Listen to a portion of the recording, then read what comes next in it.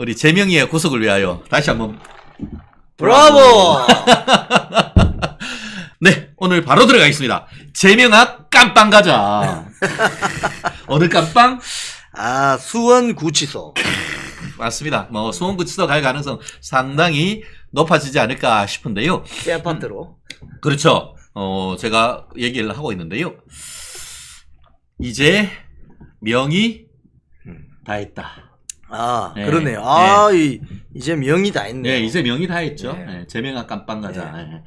네. 그러니까 수원구치소 수감 예약한 것이 아닌가 싶은데요. 요즘 뭐 잘 나가는 호텔, 뭐 이제 휴가철도 다가오는데 빨리빨리 예약을 해놔야지. 그게 에어컨은 잘 나옵니까? 에어컨 좀 나와요. 아, 그래요? 네. 상당히 좋은 시설이네요. 네, 시설이 훨씬 좋아. 새 아파트니까. 네, 새 아파트니까. 네. 들어가면 이게 뭐 철문이 찰칵당. 변호사로서는 여러 번 가보고 아마 우리 재명이도 한두 번 가봤어요. 거기가 별 4개잖아. 네, 그래서 그때 검사 사칭하다가 예, 깜빵 가는 경험이 있는데 아마 가슴 쫀득쫀득 하시지 않을까. 네, 우리 폐경궁, 팽령궁과 이렇게 손잡고 주무시다가도 화들짝 놀다 깨지 않을까요? 아니, 어제 신진우 부장판사 수원지법 형사 11부로 사건이 배당됐다고 그 뉴스가 타전이 되니까 난리가 났어요. 어제. 난리가 났어요. 오후에. 어제 네. 오후부터 난리가 나가지고, 이야, 이 신진우 부장판사가 누구신가 해서 그 인터넷 댓글 같은 거 보면은 조금 이 내용이나 맥락을 아시는 분들은 야, 이제 잘 걸렸다 이거. 그런데 이제 저도 신진우 부장판사님을 직접 뵌 적은 없는데 맡고 있는 사건들을 보니까 어마어마하죠. 이게 완전히 그러니까 이번 그 대장동, 백현동, 성남 FC 클럽, 등등 이 대북 송금 사건 종합적으로 판단하고 있는 그런 분이더라고요. 그래서 제가 그렇게 제목을 붙였습니다. 네.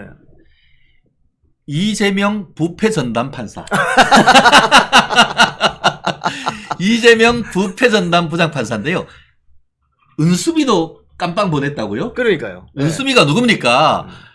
성남시장 이재명의 바톤을 이어받아가지고 당선됐던 그 은수미 아닙니까? 당선됐는데 그때 이 은수미 씨 백에 이제 경기 동부연합 그림자가 어른거리고 그게 저거 아니에요. 그 조폭들 운전사. 해가지고 운전사 해주고 그거 다 이재명이가 다 이렇게 물려준 거 아닙니까? 그러니까 그때부터 이 신진우 부장 판사님이 은수미 씨, 또 김만배 씨, 김만배 깜빵 보냈어요. 네, 또 그 김만배 씨, 지금 이화영, 그다음에 김성태, 네. 그리고 이제 이재명까지 그렇지. 이렇게 꿰고 있기 때문에 네. 사건을 종합적으로 딱 이게 가장 높은 곳에서 보고 있기 때문에 네. 천하의 이재명이라 할지라도 이 신 부장 판사님 앞에 오면은 고양이 앞에 쥐. 그렇죠. 이게 그 신진우 부장은 탁 누우면은 이재명이의 성남시장 때부터 경기지사 지금 오늘에 이르기까지 아마 옛날에는 비디오가 돌아간다고 했는데 그 다음에는 DVD, 요즘 블루레이, 이제는 아마 아몰레드 8K 종합 선물 세트가 그냥 정말 총천연색으로 쫙 흘러갈 거예요. 이게 왜냐하면 이게 이제 종합적으로 판단하는 안목이 왜 중요하냐면은 요렇게 이제 그 사기를 잘 치는 사람의 경우, 거짓말을 남발하는 사람의 경우, 종합적인 안목을 가지고 있지 않은 재판장을 만나면은 거짓말해도 빠져나갈 수 있거든요. 그렇지. 미꾸라지처럼 네. 쏙쏙 빠져나갈 수 있는데 지금 신 부장 판사님 같은 경우에 제가 어제 쭉 모든 언론 보도를 보니까 일단 김만배 사건부터 딱 틀어지고 있고 맞아요. 예. 그렇기 때문에 이 대장동, 백현동 사건부터 이 부동산 개발 비리 사건부터 쭉 스크린하고 있기 때문에 어디로 빠져나갈 수 있는 그 길목을 다 알고 계시는 것 같아요. 말씀드렸듯이 지금 이화영 9년 6개월 선고했죠. 그렇죠. 또 그리고 쌍방울 김성태 다가오는 7월 13일 날 똑같은 걸로 또 선고. 그죠? 이 재판부예요. 네, 그러니까 네. 여기서 이제 다 걸러지게 돼 있어요. 그렇죠. 그리고 또 아까 얘기했듯이 은수미가 이제 그 이재명이 다음에 공천 받아가지고 됐고 그때 이후에 이제 자기 공천법 관련하고 했는데 이제 수사하는데 경찰한테 이게 막 수사 자료 빼가지고 이렇게 막 하고 해가지고 그것도 실형 2년인가 선고받았거든요. 야, 2년씩. 그리고 또 그것 외에 이게 대장동 관련해서 이게 조례 원래 성남도시개발공사 그 만드는 조례 안 된다 뭐다 하고 막 했었는데 그거 관련해 가지고 조례안 통과 청탁했던 김만배한테 징역 2년 6개월 선고했죠. 그때 법정 구속을 하지 않았죠. 예. 예, 그렇게 했고 그거 관련해 가지고 조례안 통과할 때 있었던 최윤길이 전 성남시 의장. 그때 성남시 의장이고 그때 성남시장이 누구야? 최명희. 그러니까 성남 일대를 그냥 사사치다. 싸그리 그냥. 근데 신진우 부장이 근데 아시다시피 법원은 인사이동이 있어요. 예. 원래 지난번에 인사이동할 때도 신진우 부장님이 뭐 다른 법원으로 간다는 그런 얘기가 있었는데 배석은 바뀌었는데 신진우 부장은 그대로 있었고 하다 보니까 이게 빨리 안 끝나면은 이게 신진우 부장님이 다른 법원으로 갈 가능성이 없진 않아요. 예, 예. 그런데 옛날에 어떻게 했어? 조국이 재판 딱 되니까 김미리? 하여튼 뭐 미리미리 하지 않으면서 매일 미뤄져지고 조국이 재판 거의 뭐 2, 3년 끌어버렸던 그런 인간을 김명수는 어떻게 했어? 원래는 2, 3년 있으면 중앙법원에 스탠드 가려야 되는데 거기 5년인가 6년인가 보통 한 2년 같은 재판에 네. 해놨던 거 아니에요. 2년 정도 되면 인사이동이 있는데 예. 이게 이제 5년씩 박아놓으면은 그냥 그 사건 뭉개라는 소리거든요. 예. 네, 그런 경우. 그리고 직접 이제 재판하라고 하니까 김미리 부장이 어떻게 했어? 나 건강 안 좋다고 하면서 휴가 내버렸죠. 맞아요. 건강상 이유로 휴직해버렸잖아요. 그런 일은 없어. 휴직 받아주는 케이스가 없어요. 완전히 짬짬이 해가지고 조국이 방탄 판사가 그런 판사가 어딨어. 완전히 방탄 판사죠. 네. 진짜 그대로 한다고 하면은 진짜 우리 그 신부장님 앞으로 이재명이 1심 판결할 때까지 가만히 있도록 해야 되는 거 아니에요, 그거? 그렇죠. 그래서 이 사건은 보통 사건이 아니고 예. 아주 중대 범죄 의혹이 있는 사건이잖아요. 예. 그래서 이 처음부터 끝까지 큰 맥락과 흐름을 알고 있는 예. 이런 분들이 마지막까지 썸머리를 딱 해주는 예. 이게 필요할 것 같습니다. 이런 게 대국민 서비스죠. 그렇죠. 우리 대국민 서비스는 누가 한다? 이영풍과 최진영이 한다. 우리 멸콩TV가 합니다. 아, 좋습니다. 예. 아. 근데 제가 어제 그 언론 보도를 보면서 약간 궁금한 점이 있는데요. 네네. 이거 좀 물어보 있어. 예, 네. 이야기해 주시죠. 사건을 배당할 때 그 음. 언론 보도 보면 순서대로 배당을 하니 신부장 형사 11부가 배당이 됐다. 이게 무슨 소리죠? 아, 그게 뭐냐면 사건 배당 시스템이 있습니다. 경우에 따라서는 그런 부분이 예를 들어서 어떤 사건을 특정 재판부에 주면은 아, 이거 뒤에 손 쓴 거 아니냐. 실제로 지난번에 이제 이른바 사법농단이다라고 하면서 그런 부분이 뭐 문제도 되고 해서 기소도 하고 있는데 다 무죄는 나왔어요. 예. 근데 그러니까 사법부에서는 그런 어떤 논란을 피하기 위해서 사건 배당 시스템이라는 컴퓨터 프로그램을 돌립니다. 그런데 서울중앙지방법원 같은 경우에는 워낙 법원이 크다 보니까 이게 그 부패 전담부도 뭐 부패 전담 1부 쉽게 말하면 부패 전담 2부 이런 식으로 재판부가 여러 개 있는데 여기 수원지방법원은 부패 전담부가 여기 하나밖에 없어. 아, 그렇군요. 그러니까 이게 부패 사건이잖아, 부패 사건.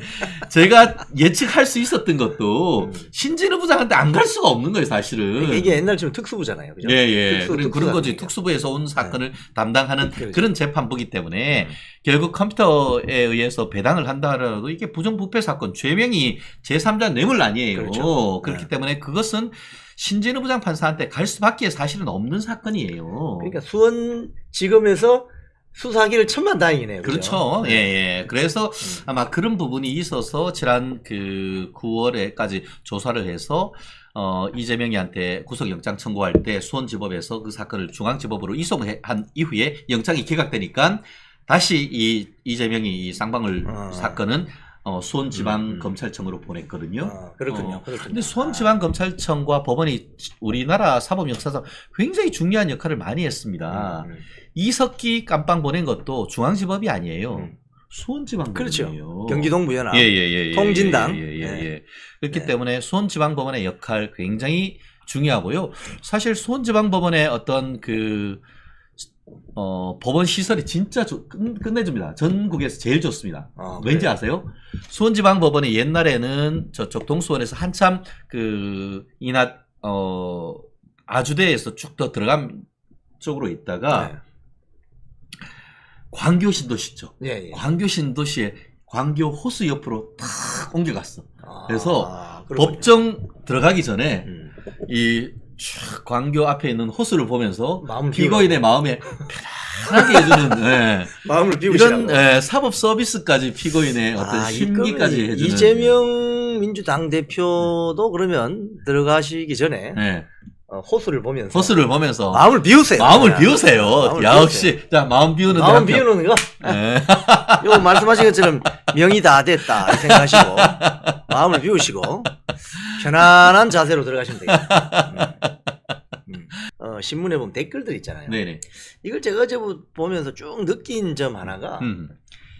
왜 이재명 당대표나 조국 당대표를 왜 구속을 못 시키느냐. 네. 여기에 대한 국민적인 공분이 어마어마합니다. 그렇습니다. 예. 어마어마합니다. 네. 그렇기 때문에 그래서 지난 이번 총선이 개판된 거 아닙니까? 그러니까 이게 어마어마해요. 네. 그러니까 사소하게 우리도 뭐 이 운전하다 보면은 뭐 교통 신호 조금 위반하거나 하면은 바로 범칙금.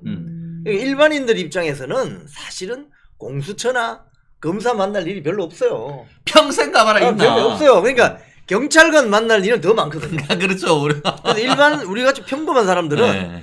경찰 권력이 더 아주 그 위압적인 권력으로 느껴지죠. 네네. 그런데 이제 고위직으로 갈수록 예를 들자면 대형 범죄 그 악들은 검사나 공수처를 만날 가능성이 크죠. 네, 그래서 이 일반인들은 사소한 이런 규정이나 법을 위반해도 가슴 쫀득쫀득해. 아니, 6만 원짜리 그 범칙금 네. 딱지 닦여보세요. 아, 그 기분 나빠요. 네. 아, 찝찝해. 하루가 네. 찝찝해. 그런데 그렇게 우리는 평범하게 살고 음. 있는데 아니 이재명, 조국 이 두 사람은 뭐라고 왜 이렇게 구속 수사가 늦어지고 재판은 계속 뭐 몇 년씩 늘어지고 이러니까 이 국민들이 이재명, 조국이라는 이 단어만 들어도 엄청난 스트레스를 받아요. 맞아요. 그래서 댓글에 제발 그 인간들 안 보게 좀 해주세요.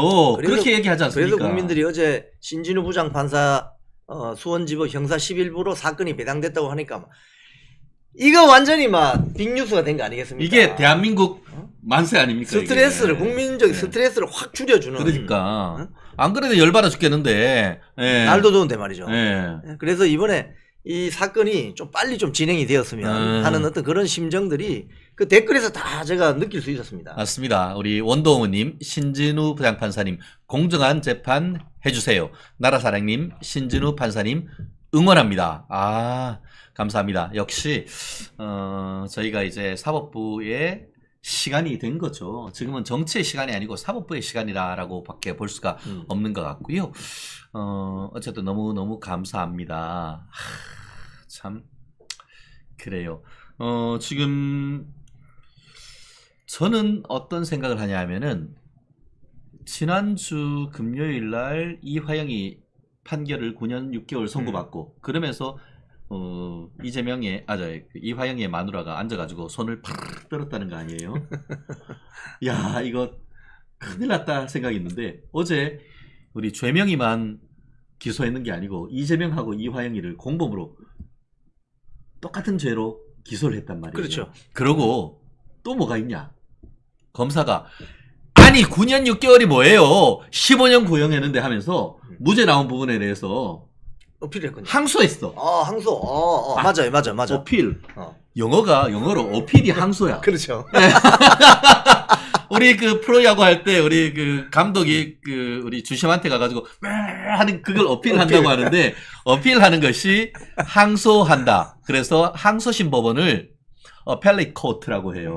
우리 멸콩 TV는 아주 고품격 방송입니다. 바로 그냥 영어가 나오잖아요. 어필. 네, 맞아요. 우리 연유 할배님, 갱상도 아들들은 의리가 있어요. 라고 했는데, 경상도뿐만 아니고, 우리 호남에 계신 우리 그 자유우파 분들도 많으시고요. 뭐, 지역색을 떠나가지고, 대한민국의 발전을 위해서, 정말 대한민국 우리 미래 세대의 정의롭고 공정한 사회를 위해서 저희가 열심히 뛰도록 하겠습니다. 오드리님, 우리나라 정말 아슬아슬합니다. 언제쯤 나라 걱정 안 하고 살 수 있을까요? 겨울이님, 고품격. 좋죠. 리즈님, 히힝. 좋습니다. 그래요. 좀 전에 말씀드린 것처럼, 제가 왜 이 얘기를 들으냐. 이화영이 이재명이 쉴드 쳐준 결과가 뭐야? 요 모양 요 꼴이야. 인생 폭망인 거죠. 인생 폭망한 거지. 그럼 이제 진실의 다리를 건너서 다시 와야 되는 거 이게 아닙니까? 이화영 씨가 네. 이제 유동규 본부장처럼 제2의 유동규. 될 가능성이 아주 높아졌습니다. 예. 왜냐하니까 그동안은 쉴드 친다고 예. 한번 법정에 와이프가 나타나서 당신 제정신 차려! 이런 이야기도 했고 검찰청 조사실에서 술판 회유받았다. 뭐 이런 또 진술을 바꾸기도 하고 여러 가지 이재명 관련 재판에 영향을 주기 위해서나 또는 재판을 끌기 위해서 요리조리 미꾸라지처럼 빠져나갔는데 결국 신진우 부장판사 임자 제대로 딱 만나가지고 임자 만났네. 9년 6개월 선고받는 순간 본인은 물론이고 그 공판 저기 와 있던 와이프까지 손을 파르르 떨면서 느낀 점은 뭘까요? 뭘까? 끝났구나. 더 이상 해볼 수 있는 게 없겠구나. 저 이렇게 되면 판사님이 님자를 붙입시다. 진실을 다 고백해야 되는 거예요. 그렇죠. 그래야만 참작이 됩니다. 정상 참작이. 그래서 지금 또 늦지 않았으니까 있는 그대로 다 진술을 하시기 바랍니다. 그렇습니다. 우리가 형법에 배우다 보면은 황금다리 이론이라는 게 있습니다. 황금다리 이론. 뭐냐면은 위증을 하고 거짓말을 했다가 진실을 말을 하고 다시 돌아오면 형을 깎아주는, 자백을 할 경우에는 형을 깎아주는, 절반으로 뚝 잘라줄 수 있는 제도적 장치가 있습니다. 그렇기 때문에 그게 진실로 돌아오기 위한 황금의 다리다. 골든 브릿지라고 얘기를 합니다. 좋네요. 네, 저는 이화영이 정말 개과천선. 개과천선이 뭔지 아시죠? 개가 변해서 천사가 되는. 개도 변해서 천사가 되는데 사람이 황금의 다리를 건너오지 못할 이유가 있겠습니까? 물론 개과천선은 과오를 고쳐서 천선 옮긴다. 그렇죠. 선으로. 그러니까 자신의 과오를 고쳐서 선한 곳으로 옮겨온다라는 것이죠. 우리가 그냥 개과천선이 뭐 개가 변해서 뭐 천사가 된다고 하는데 개도 얼마나 좋아요. 이쁘고 좋은데 어쨌든 지금은 정말 개과천선에서 황금의 다리를 건너서 다시 진실의 영역으로 돌아와야 될 시간이 아닌가 생각을 합니다. 어떻게 보면은 유동규 씨가 쓰레기 먹고 죽어라 라는 소리를 듣고 야 이게 뭐지? 라고 들으면서 개과천선을 했고, 또 쌍방울의 김성태 회장 지가 그렇게 도와주고 어떻게 보면 이재명이한테 1억 5천만 원씩 쪼개기 후원해가지고 주고 800만 불이나 되는 돈을 해줬더니만 이재명이가 지한테 나해강도 노상강도라는 얘기 듣고는 빡쳐가지고 진실 다 부렸지 않습니까? 제2의 유동규가 김성태였고 이제 이화영이 제3의 유동규가 돼야 될 그 시점이다. 지난주에 그 유동규 본부장님을 만났는데 그런 이야기를 하시더라고요. 본인은 1년 정도 수감 생활을 하신 것 같은데 어느 시점에 가니까 내가 진실을 이야기할 수밖에 없는 상황이다라고 느낀 점이 어느 시점 가니까 이제 사용 가치가 떨어지니까 탈탈탈 털어버리고 쌩까더라는 거예요. 그렇지. 그래서 그 유동규 본부장께서 지난주에 이화영 씨나 등등 이야기하면서 저기도 똑같이 될 거다. 그러면 빨리 재판장에게 진실을 말하고 말씀하신 것처럼 골든 브릿지를 건너오는 지옥에서 천당으로 그렇지. 빨리 오셔야 됩니다. 그래야만 본인의 인생에 대해서 책임을 질 수가 있어요. 지금 이재명 당대표가 이화영 개인의 그 인생을 책임질 수 없잖아요. 그렇기 때문에 재판장에게 진실을 고백하는 것이 그게 아마 개과천선의 길입니다. 그렇죠. 뭐 말씀드렸듯이 개도 변해서 천사가 되는데 네, 상사와님, 상피고인들끼리는 배반할 수가 밖에 없다. 그게 죄수의 딜레마죠. 네, 경제학에서 얘기하는 죄수의 게임 이론이 딜레마, 나옵니다. 게임 이론인 것이죠. 아마 그 검찰의 그런 고단수를 여기에서 볼 수도 있는 것이죠. 그럼요. 그렇기 때문에 아마 손잡고 돌아올 수 있는 것 같은데 황금의 다리를 건너라. 네, 허시절님. 역시 힘들지만 지금 이화영 씨나 이화영 씨 가족이 이 방송을 보고 계시다면 참 제가 이 진언 드립니다. 바로 빠꾸 했어요. 빠꾸. 빠꾸 가다가 빠꾸 해야 됩니다 지금. 비앙티님 얘기한 것처럼 이화영이 아직도 저울질을 하고 있을 듯 혹시 찌지 자기를 구해줄 수 있을까 싶어서 얼음 반 푼어치도 없다고 알려주고 싶네요 했는데요. 아마 이재명이 유동규에 했는 짓을 본다고 하면은 이화영이도 돌아올 가능성이 있다. 장현재님, 이죄명이 재판에 김성태가 검찰 측 증인으로 나오겠죠? 라고 하시면서 또 슈퍼챗 쏴주셨습니다. 너무 감사합니다. 제가 그 얘기해요. 뭐냐면은 이재명이 재판은 생각보다 빨라질 수가 있다. 왜냐? 제가 그 담당 그 공판 검사라고 한다고 하면은 아마 그 공판 검사로 수사하신 검사가 직접 나올 가능성이 저는 높다고 보는데요. 그런 것을 이제 수사 검사가 직접 공판에 나온다고 해서 직접 관여한다 해서 수사 검사가 직관한다라고 하거든요. 중요 사건 같은 경우에는 그렇죠. 수사 이건 검사가 직접 나와서 하는데 제가 그 검사라고 한다고 하면은 이화영이 재판에 있던 공판 기록, 그러니까 수사 기록 말고 그 수십 차례에 걸쳤던 그 형사 공판 기록을 그대로 가지고 와서 이 사건의 증거로 낼 겁니다. 그렇죠. 왜냐하면은 지금 형사소송법상에 검찰에서의 어떤 조사나 이것들은 검수완박을 통해서 증거 부동의 해버리면 그냥 똥휴지나 마찬가지예요. 그걸로 유죄의 증거로 쓸 수 없어요. 그렇지만 법정에서 판사 앞에서 진술했던 그 내용, 이거는 증거 능력을 가집니다. 부동의해도 판사 앞에서 증언했는데 이걸 부동의한다 해서 증거 능력을 부정할 수가 없거든요. 그래서 공판이 중요한 거야. 그렇죠. 그래서 기록이 그 모든 기록들이 어떻게 보면은 이화영이 재판은 이재명이 재판이나 마찬가지. 그렇죠, 이재명의 그렇죠. 재판을 위해서 준비했는 거 그대로 가서 탁 떨어뜨려 놓으면은 그거 부인할 수 있겠습니까? 부인 못하죠. 네. 공판 기록이니까. 생각보다 이재명이 다 했다는 것은 그런 거예요. 이화영이 재판보다 훨씬 빨리 진행이 될 겁니다.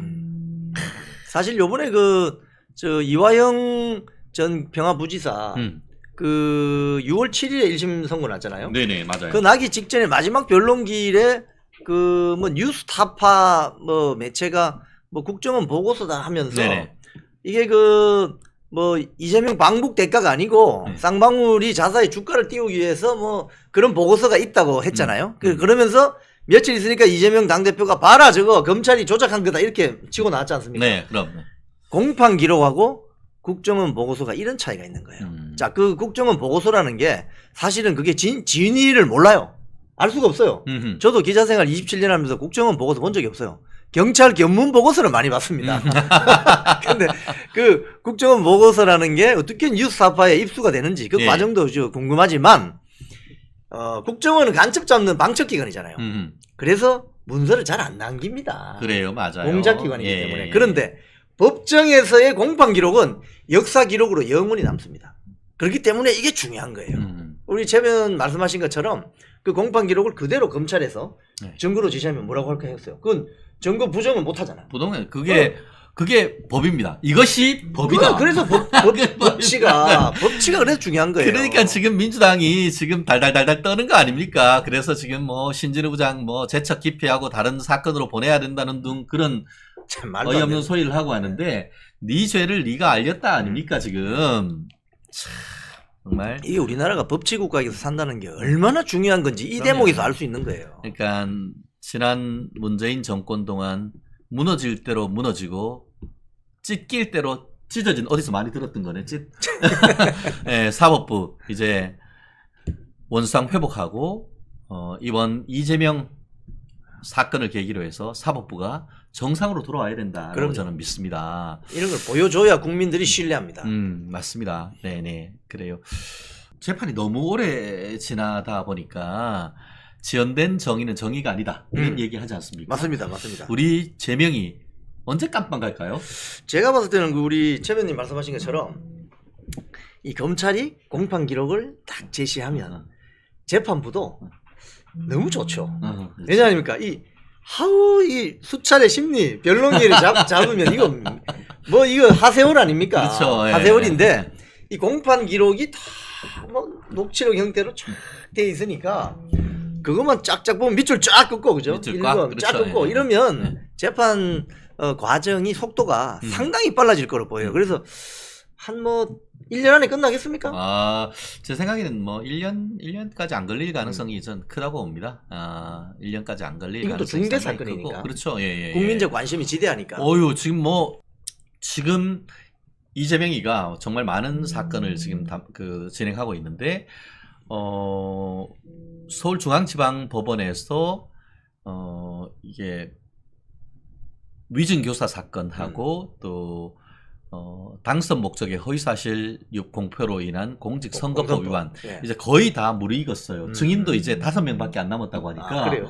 그동안 그렇게 많이. 아마 우리 그 멸콩TV 시청자 여러분께 제가 좀 감히, 예언을 하자면은, 우리, 이제 세 번째 예언입니다. 네, 세 번째 예언. 이재명이 1심 선고, 서울중앙지방법원에 있는 이 공직선거법 위반 1심 선고, 추석 전에 추석 선물 세트. 그렇게 되면 네. 금고형 이상만 확정이 되면 3년 뒤에 대선 못 나오잖아요. 대선 못 나와. 못 나오는 거죠. 네. 그렇게 되면 아마 민주당 지도부가 네. 난리가 날 거예요.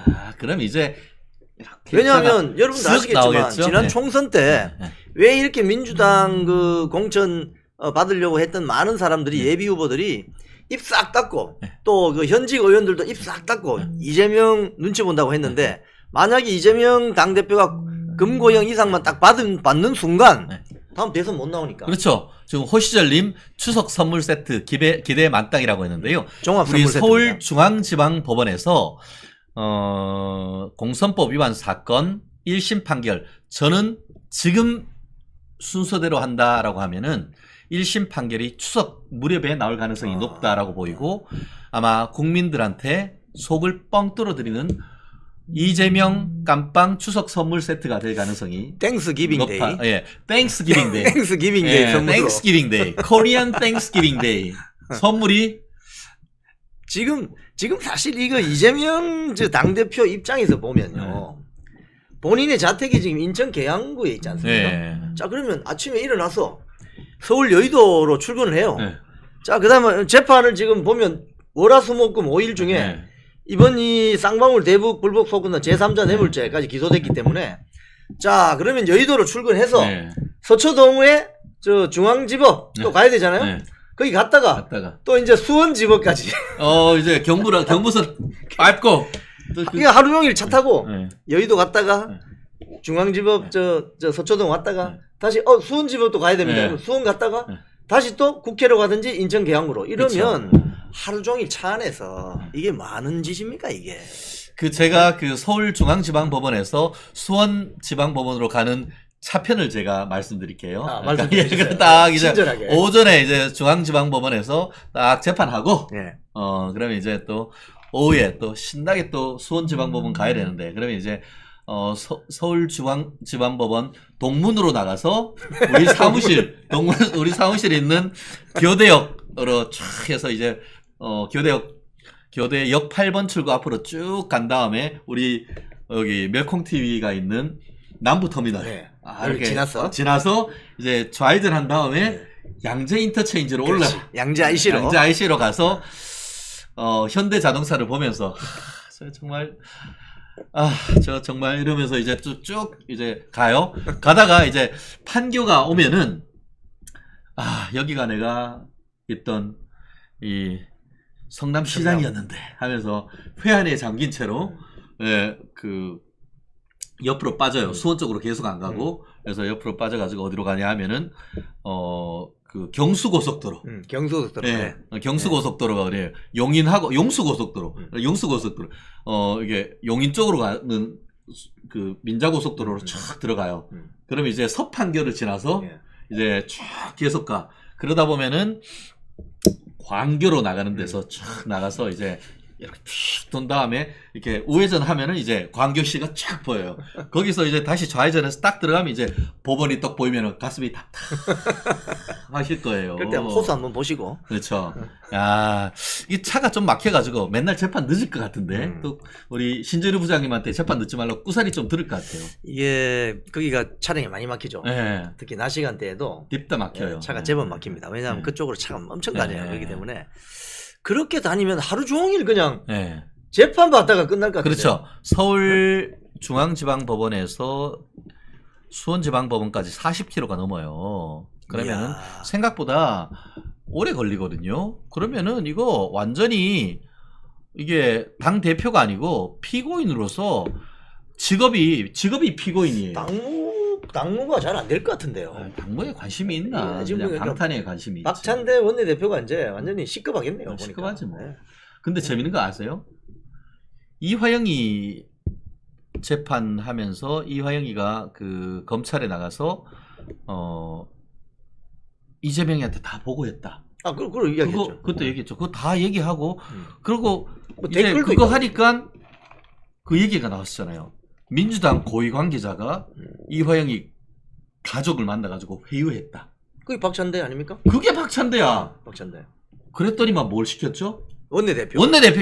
야, 그러니까 지금 이게 박찬대 원내대표, 그 다음에 이재명 변호했던 변호사 5명 다 공천 받았잖아요. 그러니까 변호사는 공천 받아가지고 국회의원 시켜주고 박찬대는 해가지고 원내대표 시켜주고.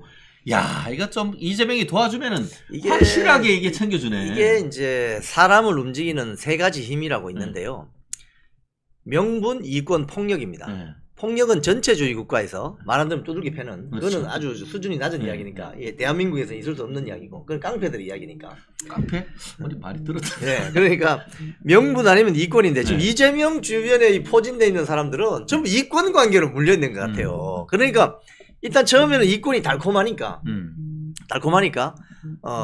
공천 준다 하니까 뭐 좋아했겠죠. 그렇지. 그러니까 그 공천 관련해서 뭐 이렇게 해서 형성이 되는 어떤 변호사들, 또 박찬대 원내대표 이런 거 보면은 야, 그 이권 관계가 하나 둘씩 무너지기 시작하면 어떻게 되느냐? 거기 연결돼 있던 네트워킹은 다 무너지게 돼요. 아이고야. 왜냐하면 명분으로 시작했던 사람들은 우리 삼국지에 도원결의 같은 거 있잖아요. 네네. 유비, 관우, 장비 이런 건 이권이 무너져도 꿋꿋하게 버팁니다. 왜? 도원결의 했던 사람들이기 때문에. 그러니까. 저는 그래서 명분을 중요하게 생각합니다. 우리 최진현 변호사님도 마찬가지겠지만은 제가 오늘 급히 달려온 게 뭐 이권 때문에 달려온 게 아니지 않습니까? 명분 때문에. 야, 명분 때문에. 우리 의리. 의리 마무리. 그래서 이재명 당대표 주변에 있는 분들이 이권 관계로 이렇게 형성되어 있는 세력이기 때문에 그 이권을 연결되어 있는 그 줄이 하나 탁 끊어지는 순간 무너지게 돼 있어요. 22대 국회 개원하기 전에 제가 그 국회의사당 앞에 가서 혼자서 라방을 좀 했거든요. 예. 근데 그 텐트가 쳐져 있더라고요. 그 민주당 초선. 당선인들. 초선 당선인들. 초선이 71명이에요. 아, 예. 171명 중에 71명이 초선이에요. 근데 이 초선들이 본인이 국회의원 되기 전에 예. 국회의사당 앞마당에 텐트를 쳤어요. 그렇지. 최상병 당선인들. 특검법 뭐 예. 통과시킨다고 하면서. 그래서 제가 궁금해서 가봤더니 사람이 없네. 아무도 없어. 그런데도 없다는 보도도 안 나와. 안 사실. 나오잖아요. 그러니까 이게 뭐냐면 폴리티컬한 쇼잉이 필요해요. 때로는 지금 국민의힘 초선 지금 40여 명 되지 않습니까? 초선들이 나서야 되는 겁니다. 초선 여러분. 근데 어제 동아일보, 중앙일보 보도를 보면은 예. 의원총회 또는 그 특위 만들었잖아요. 맞아요. 거기에 그 초선 국회의원한테 전화해서 빨리 참석하라고 하니까 초선 누군지는 제가 말씀드릴 수 없습니다. 했더니 반응이 앞으로는 저에게 직접 전화하지 마시고 보좌진에게 전화를 하세요. 이랬다는 거 아니에요. 그러니까 야, 이거 뭐 그런 정신 상태로 이 거대 야당을 상대할 수 있겠어요? 몽둥이 어디 있어? 뿅뿅망치 하나. 뿅뿅망치라도 해가지고. 뿅뿅망치 하나 갖다 놔야 그 꿀밤 맞아야 돼. 꿀밤. 진짜. 정신 차려야 돼요. 지금 꿀밤. 꿀밤 맞아야 돼. 그래서 지금 그 사실 지금 언론 보도를 보면은 국민의 국회의원들이 경쟁적으로 본인의 1호 법안이라면서 막 내고 있거든요. 제가 생각할 때는 지금 1호 법안 경쟁적으로 낼 때가 아닙니다. 지금은. 지금 어떻게 하면 이 사태를 뚫고 나갈 수 있느냐, 정면 돌파할 수 있느냐, 여기에 지도부에 어떻게 힘을 실어주고, 그리고 이제 용산과의 관계도 어떻게 가져가는 건, 이런 어떤, 하려면 초선들이 나서서 결기를 보여줘야 됩니다. 텐트 쳐놓고 사람이 없잖아요, 민주당 초선들이. 그렇게 하라는 소리는 아니지만, 거기에 그러면 맞짱 뜨는 또 다른 텐트, 그리고 풍선 막 달린 텐트 이런 거 치면 안 되나? 그러면 화제를 만들 수가 있잖아요. 이슈를 선점하고 아젠다를 선점해야만 협상의 주도권을 가지게 돼 있어요. 그런 거 우리한테 시키면 잘할 수 있는데. 그러게. 왜 자꾸 안 시켜주는지. 짜증나. 짜증나. 우리가 잘할 수 있는데 그런 거. 그러게요. 참 속상합니다. 또 근데 이제 그 최근에 이제 아마 제가 언뜻 본 것 같은데 서울 기준으로 해서 정당 지지율에서 국민의힘이 앞서 나가기 시작했다는 그런 언론 보도도 있는데요. 사람이 바보가 아니죠. 개딸들이야 뭐 이런들 넣었다리 저런들 넣었다리 하면서 하지만 장현재님 또 슈퍼챗 팍팍 쏴주셨는데요. 국민의힘 뭐라도 해봐라. 장외라도 나가서 여론전이라도 해라. 그런 말씀 정말 공감합니다. 저희가 지금 드리는 말씀이 그런 것 아니겠습니까? 여당이라고 하지만 여의도에선 야당 아닙니까? 이재명이가 대놓고 얘기하잖아요. 여의도에서는 내가 여당 같아. 여의도 대통령. 네, 여의도 대통령 대놓고 얘기하잖아요. 네, 좀 싸우기라도 하라고 좀. 아니면 경상도 말로 사옥이라도 해라 좀. 아니 네. 지금 민주당 같은 경우 거대 야당인데 네.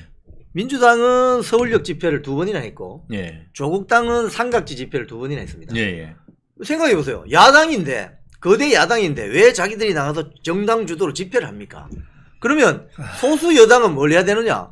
아니 맞불 집회라도 좀 하시라고. 네. 맞불 집회라도. 그래야 국민들이 좀 진정성을 인정을 하죠. 근데 이 국민의힘 국회의원들은 밖에 나가서 장외 집회하는 거 상당히 거부감이 있는 것 같아요. 왜 그럴까요? 해본 적이 없어서. 해본 적이 없어서. 해본 적이 없어서. 뭔가 좀 양재에만 살아서 그래. 양재에서만. 그래서 쉽게 이야기하면은 야외 장애 집회하면 제일 필요한 게 뭔지 아세요? 생수하고 모자입니다. 생수하고 모자를 쓰시고 한번 쇼잉을 해보세요. 우리가 거기 우리도- 이영풍 기자님이 해봐서 아는데 이거 아니에요. 우리는 자주 해봐서 알죠. 그래서 그 현장에 나오는 국민들하고 국민들 손목도 좀 잡고 대화도 하고 그렇습니다. 그래서 공감하는 정당이 돼야죠. 그렇죠. 예, 웰빙 정당이 아니고 낮은 대로 임하면서 공감하는 정치 해주셔야 됩니다. 호시절님 생수와 모자. 참 이 길바닥에서 정말 고생하셨던 그런 어떤 키워드가 아니 다 옛날에 생각이 그 나네요. 박근혜 대통령 때는 천막 당사 이런 것도 만들어가지고 그러니까. 그 오래전 사진 보면은 천막에 그냥 앉을 데가 없어가지고 누추하기 짝이 없는 그런데 앉아서 밤샘 토론하고 했다는 거 아닙니까? 그래가지고 국민들한테 다시 한번 선택을 받았던 거 아닙니까? 요번에 그 언론 보도를 보면요 그 당시 그 11일입니까? 11개 상임위원장 자리 넘어갈 때 뭐 이제 의원총회처럼 이렇게 분위기가 이루어졌는데 거기에서 뭐 나경원 의원이 지금 이대로 그냥 헤어지면 안 되고 밤샘 토론이라도 해야 되는 거 아니에요? 라고 했더니 그러니까. 뭐 의원들끼리 눈을 꿈뻑꿈뻑하면서 무슨 또 밤샘 토론이야 밤샘 토론이야. 이런 이야기를 했다는 보도가 있습니다. 아유. 이런 정신 상태로 어떻게 거대 야당하고 네. 경쟁할 수 있어요. 우리 호시절님, 이영풍 기자님 야외 투쟁하셔서 얼굴이 많이 탔지만 빛이 납니다. 빛. 제가 꿀빛 피부 아니겠습니까? 아유, 우윳빛깔 이영풍 될 수 있도록 많이 좀 도와주시면 감사하겠습니다. 벌써 10시 4분을 지나고 있는데요. 그렇습니다. 뭐 민주당 지금 입법 독재를 지금 KTX급으로 지 혼자 브레이크 없이 질주를 하고 있습니다. 그런 것을 제동을 걸기 위해서는 국민의힘의 어떤 장외투쟁도 불사하는 그런 정신이 필요한 것이 아닌가. 특히 초선 당신들 뭐하고 있어? 라는 국민의 질타가 들리지 않습니까?